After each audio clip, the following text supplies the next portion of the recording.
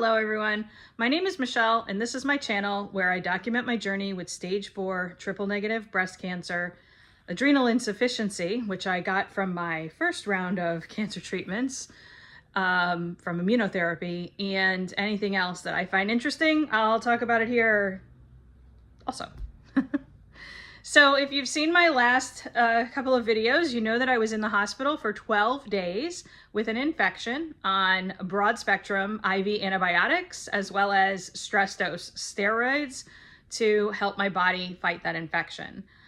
Once it turned into an abscess, this was an infection in the skin in my abdomen.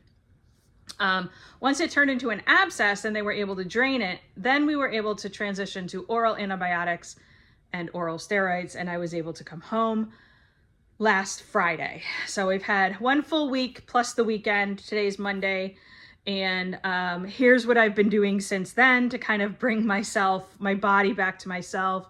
I'm still a little puffy from the steroids.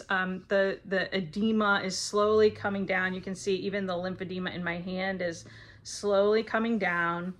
As far as the infection itself, the wound is still draining. It has that drain in it, which is called a vessel loop. It's like a drain that comes out both ends and is like tied to itself. It's made out of silicone, and I change the bandage. It's not really a bandage. I don't cover it up or make it airtight or anything, but I do change. I put these pads. They're abdominal pads or ABD pads or combine pads, which is what Amazon calls them. And I change those twice a day. So I take a shower every evening. After the shower, we apply some bacitracin. Did I put that in this? No. So they gave me some bacitracin from the hospital, and we're still using that. We'll put that on, put on the bandage. I do have tape, like paper tape, to adhere it to my skin, but my skin is actually really itchy where the tape has been. And so I'm trying not to use the tape like the last few days, and kind of allow that to heal. It's peeling a little bit. The skin is sensitive to adhesives, so. But the wound itself it's draining, but it's not painful. It is itchy. I think that's generally a good sign. What it's draining is the right color. You know, it's kind of light colored and clearish. It's not bloody. It's not dark or green or anything gross. It's really just draining in the pad, and it's fine. I finished the antibiotics, so I came home with 5 more days. So in addition to the 12 days in the hospital, I had 5 more days of oral antibiotics, which was the moxifloxacin, which I was calling foxensoxacin because I thought it was funny. and so I did those. It was once a day for 5 days in the evening, and I had the last one of those on, I don't know, Friday, Saturday, Sunday, Monday, Tuesday. And that was done. And I've also tapered down my steroids. And so when I came home, I was still on a pretty high dose. I was not yet down to my triple dose of steroids, but I was feeling very over replaced, meaning that I didn't need the steroids that my body was getting. And you could see it I had the lymphedema in my hand had really swollen up. I had puffy cheeks and rosy cheeks a lot. I had kind of a visible little, like a edema hump on the back of my neck between my shoulders, and not like a spinal hump. It looked like I had like a camelback on. I had edema in all of my joints. So my knees and my ankles also were swollen, and you could tell that. And I was starving all the time. And even when I was done eating and I knew that I was full, I felt like I was starving. And so these are all signs that maybe I'm getting too much steroid. I'm replacing too much cortisol. So I did taper faster than my endocrinologist recommended, but I did have a telephone consultation with her in the middle of that. So in the consultation that I had with my endocrinologist, we did talk about tapering faster than she recommended. And she did say that that's fine for me to do at home. And the hospital, that's really difficult because they have to put in orders that kind of will carry over from one day to the next, and they can't really change them in the middle. And so it was not possible for me to manage my own taper to that degree. But she was totally fine with me doing that at home, because if I don't take enough, I could always take more. And I, you know, she did say that I'm really good at reading my low cortisol symptoms. So that's what we've been doing. So it took me 1 full week to get down to my normal baseline dose. Now, we were planning to go down to, probably by the 3rd day after being home, down to triple my normal dose, and then down to double, and probably stay there for a while, for like a week. But I didn't. I had to go faster. I felt awful. So I tapered down, and as of the Friday after, yes, as of Friday, it was actually Thursday, that I kind of transitioned to my normal baseline daily dose of steroid, with a couple of extra 5 milligrams here or there. So I think on Thursday I might have ended up with an extra 5 milligrams at some point during the day, which is why I'm saying Friday was the first full day on regular normal baseline dose. And then I think on Saturday, yeah, we were running errands on Saturday, and I think I took an extra 5 milligrams at some point on Saturday when we were just kind of running around, and I felt like a little lightheaded or something, headachy, something like that. So pretty much now I am down on my normal baseline dose. And my normal baseline dose, for those of you who don't know or haven't watched a video on my steroid regimen, is 20 milligrams at 6 a.m., 10 milligrams at noon, 5 milligrams at 6 p.m., and 2.5 milligrams at bedtime of hydrocortisone. And so this, from what I was getting in the hospital for about 10 days or 9 days, it was 50 milligrams every 6 hours. So that was a big drop in a short period of time, but a normal person who has a functioning HPA axis and does not have adrenal insufficiency should never taper that quickly, because you can cause adrenal insufficiency by kind of shocking your system, because your system stops making what it needs, the hormones it needs to produce cortisol, if you're taking oral steroids. But my system does not make cortisol, so I take oral steroids to do that manually, to give my body what it needs. Well, a normal person, if they're in a stressful situation, they're going to make a whole lot of cortisol for a short period of time, and then they're going to go back to what they normally make. And so that's pretty much what I did. Okay, so antibiotics done, the wound is still draining, steroids are done. I had a phone call with my endocrinologist, and basically she wanted to have a phone call with me to kind of have her notes, make sure that they matched what we had texted back and forth from the hospital, and what she had some more questions about what the doctors actually were doing in the hospital, because they were not communicating. They didn't call her. They communicated through their little messenger app that they have, but she just wanted to talk to me so that she had really good, meticulous notes in my record, because she's going on vacation. And she said, just in case I have another emergency, she wants to make sure that everyone else in her office, whoever might be covering for her, would be very familiar with what has happened so far and what her instructions are. And she also put it in my chart that if I am ever hospitalized for any reason, infection, surgery, well, surgery has its own little set of instructions for the anesthesiologist when surgery happens. But if I'm hospitalized and my body is under duress, she put in that I should be getting the steroids every 6 hours and not every 8, because 8 is the protocol, which is totally fine for most people, but I metabolize my hydrocortisone faster, she said.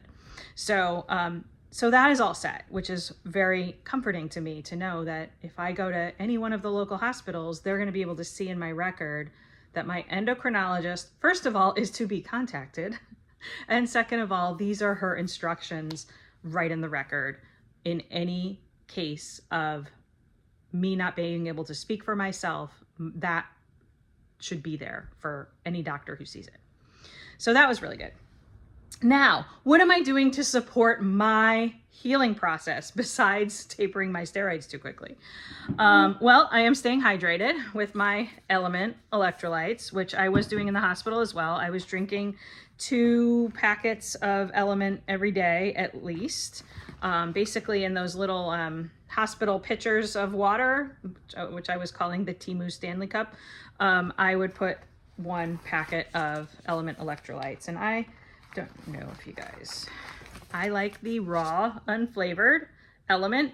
Makes my water taste like salt water, which some people wouldn't like, but I do. And these are the electrolytes I like. And so they have 8 flavors. If you wanted to get a sample pack, you can use the link that I will put in the description. I am not an affiliate with them. I don't get any money from them. I just really love this product and I love the company. And I have a referral code because I get a subscription from them. I get every 4 months, I get a box of 4 boxes, basically 4 months worth of Element. And so I have a customer code, and that's what I'm sharing with you. If you use that code and make a purchase, you will get a free sample pack with all of their flavors in it. And if you purchase, I don't know what your minimum purchase is for me to get a free box, but if you do make a purchase, then I get a free box. That's what I get from them. So anyway, staying hydrated. In my Element as well, in my bottle of water and electrolytes, I also have been adding iodine because I did have quite a bit of radiation. I had a CAT scan, at least 1 CAT scan while I was in the hospital. I had an x-ray. I had 2 ultrasounds, which is not radiation, but I did have a CAT scan and an x-ray for sure. And certainly just the stress of the whole situation can stress the thyroid, and your iodine is important for your thyroid. So I use nascent iodine. I'll put links to everything I mention here. If it's on Amazon, I'll put a link below. If it's not on Amazon, I'll put a link to the website where I got it. And then I had a PET scan as well. So I came home on Friday. The following Thursday, which was just this past Thursday, I had a PET scan, which I will talk about at the end of this video, because I'll talk about the results of that, because that's kind of the next step forward. So that was also radioactive tracer, radioactive contrast that I drank, and the radiation of the CAT scan itself. So iodine has been in my water as well. And then I added back some supplements. So the first thing I added back was a probiotic. This is the current probiotic that I'm taking, Ultimate Flora. Anything that has 30 to 50 billion CFUs with lactobacillus and bifidus strains of probiotic, that's for intestinal support. And that's, you know, I was on heavy duty antibiotics for 2 weeks plus. So definitely need to rebuild the intestinal flora there, hopefully before our next round of chemo. The next thing I added back was digestive enzymes. So I take Similase, sensitive stomach digestive enzymes, which has several different enzymes in it. You can look it up if you like. And slippery elm, marshmallow, and licorice. And it's very calming and soothing to my tummy. So let me put these off to the side so I know what I've already told you about. The next thing that I added back was L-glutamine. And so glutamine does feed cancer, but the L-glutamine goes through as I drink it. I make it's a scoop in water, just a couple ounces of water. It goes through the digestive tract, and it is very soothing, and it's an amino acid. Your body produces this, but getting it right into the intestines, it is utilized in the intestines to repair anything in the anything in the GI tract. So it helps to soothe reflux. It helps to soothe constipation or diarrhea, anything in the intestines. So I have been taking this down to, I didn't take it today for the first time this morning because everything is pretty calm at this point. But this is something that I added back in the day I came home. The next thing I added back in was colostrum. So This is the colostrum that I like, and I put it in my coffee in the morning. It's not flavored. Kind of maybe does make it a little creamier. I do add cream to my coffee, but this is good for gut health as well as skin health. Colostrum is a good reparative kind of thing. So that was the next thing I added back in. And from there, that was kind of the first few days. That's all I really did. The next thing that I really focused on was kind of liver detox. And again, so focusing on liver detox, the first kind of thing that I did was castor oil packs. So I have a liver support castor oil blend from Rocasa here, and I have the castor oil pack that you can, so you basically put that castor oil on your abdomen, like right where your liver is, and then you put the pack on it to absorb. It basically draws the toxins out of your liver. So that was the first thing I did, was added back in castor oil packs, which I was not doing every day, but I've done them the last 3 days because I do actually find it very helpful in getting rid of that kind of bloated, distended feeling in my abdomen. I also have a Rocasa liver support tincture, which I have been taking probably since the day I got home, actually. So that I added back in the beginning as well. Then we did a detox mask. I've done this once, maybe twice. Also Rocasa, the detox mask is very good. It's very refreshing and soothing, and I slept really good the day after I did that, so that was helpful. I'll just talk about all the Rocasa products because there's 2 more. The Lymphatic Cream, and I also have a lymphatic lotion, but I like the cream better. Using that, I use their old anti-aging face wash. So after the detox mask, I would wash my face and put on the face cream as well, but lymphatic lotion on my face and head, on any edema that I had on my body, and then all of the lymph node areas. And so because I had lymph nodes removed from this armpit, I would do this in the lymphatic massage kind of motions, where I'd start at my head, I would massage these lymph nodes here, massage these lymph nodes here, and then I would massage both armpits. I do have a lymph nodes left here, but not enough to drain my hand, and both armpits. And then in the groin area, I'd also kind of massage around the heart and then draw everything toward the heart. So as I'm putting the lymphatic lotion on my hand, for example, that has lymphedema, I would be massaging everything toward the armpit and then all the way to the heart, or across my body to the other lymph nodes. And so lymphatic lotion, big difference once I added this. And this I did not do from the first day I was home. This was probably around day 5. From day 5 to day 6, big difference in the edema in my ankles and in my hand and in my face. So definitely helped. And then the last Rocasa product I have is the Skin Soothe, which I have been using on those itchy spots where the tape has kind of irritated and the skin is kind of peeling. Also big help. So those are the Rocasa. I will put a link to the Rocasa site and then a list of the items that I mentioned here under that. Oh, the other Rocasa thing that I added in yesterday, is the Antioxidant Consumable. And so this is something I will take until Wednesday and then stop taking it because I'm supposed to have chemo on Thursday. So I will not take this on Thursday. It can interfere with chemo because chemo works through oxidative stress. So I will not take this for 5 days after chemo, but I do find that it gives me energy and it helps me feel good on other days when I'm not in chemo.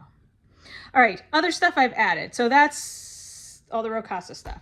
The other vitamins and supplements that I have added back in, just to kind of recap in order that I added them. First, I added a multivitamin along with zinc and D3 with K2, and DHEA. That was my first batch. First week, I added one day, two, the zinc was the next day, D3 was the next day, and then DHEA was the next day. And so first week I got up to 4 supplements. And then today, and magnesium, sorry, I did add magnesium back at night. Went from having loose stool from antibiotics to feeling backed up. I wouldn't say constipated, but backed up. And so we added back in, this is the dose that I normally take for the magnesium triple complex here. I usually take this at bedtime. It has magnesium glycinate, citrate, and malate in it. And it's 2. The dosage is 2 capsules. I've added back in 1. So I take 1 of these at bedtime every night. And I have since probably probably since the day after I finished the antibiotics. So let's say day 5, 6. All right, as of today, I have also added in, probably like 3 or 4 days ago, I added back in fatty acids. So omega oils, omega acids, and then borage oil as well. That's the omega 6s. So these are the omega 3s and EPA and DHA. So omegagenics and borage oil. So, and then as of today, I added back in B complex as well. Again, I will take this until the day before chemo. Otherwise, I will only take the multivitamin as far as anything with an antioxidant in it. I won't take more than that because extra antioxidants, while they are very good for my body and cellular healing, they are not good while we're having chemo because it can interfere with the effectiveness of chemo. So active B complex and beef organs also were added back in because there were some levels in my blood work that were showing signs of anemia. And I meant to add those in early. I did take organs earlier in the week as well, or earlier in my being home, but I don't remember what day it was. So, and then I forgot. So I haven't been taking them every day, but I did take them. Today is the second time I took them. So that is pretty much it. The other thing that I've been doing since April 1st is I have gone outside. I've been waking up really early since I've been home. And so like the second day home, I decided that I was waking up anyway and I couldn't calm down and I couldn't go back to sleep after I was awake at like 5:30 in the morning. So I've been going outside and actually putting my bare feet in the grass and grounding. And so just going outside, it's warm enough to do that. And even when it's cold, it has been cold a few mornings, I find that once I put my foot in the grass isn't cold. The ground is not cold on my feet. I can kind of feel the energy of the earth and I feel really supercharged and energized when I do that. So if I am awake, which I have been every day at sunrise at 6 o'clock in the morning, I take my meds at 6 a.m. So the alarm goes off then anyway, but I'm usually up a little bit before then. I will go outside as the sun is rising and face the sunrise, put my feet in the grass and I'll stretch. And I find that that is also extremely healing. It's given me a lot of energy and I find that very helpful. Okay, the PET scan. So I had a PET scan on Thursday. It does show that even though I have only had 3 infusions of Trodelvy, February 10th was my first one. The second infusion of the first round was canceled. It didn't happen. I only had 1 infusion in the first round because I had neutropenia. I had low absolute neutrophil count, too low to do the second round. So we took a week off. We didn't do anything special. I didn't get Neulasta or anything. We just came back 1 week later and started the second round. Blood work was fine then. So we had 2 day 1 and day 8 infusion of cycle number 2. Now cycle number 3 happened while I was in the hospital. So I went to the hospital on a Monday morning. That Thursday was supposed to be my 4th infusion. And then the following Thursday was supposed to be my 5th infusion of Trodelvy. And that would have been the 3rd cycle before the PET scan. The PET scan was the next week. But I was in the hospital for both of those rounds, and I was fighting an infection that was not under control. And so I could not have those 2 rounds of Trodelvy. So I have only had 3 rounds, but it does show that it's working. So it shows that there is less metabolic activity in my liver and my spine, where the cancer is, than there was before we started Trodelvy.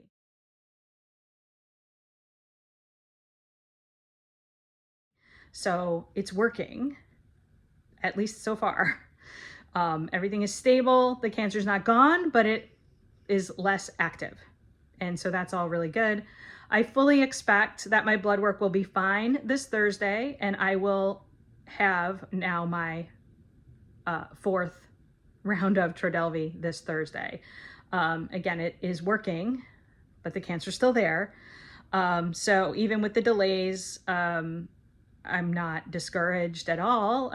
It's not like the cancer's growing, so we should be on track to have chemo again this Thursday. I have a phone call with my oncologist on Tuesday, so I'll just confirm that that's the plan. Yeah, so that's it. That's the plan, and I hope you all had a wonderful weekend and have a great week ahead, and I'll talk to you soon.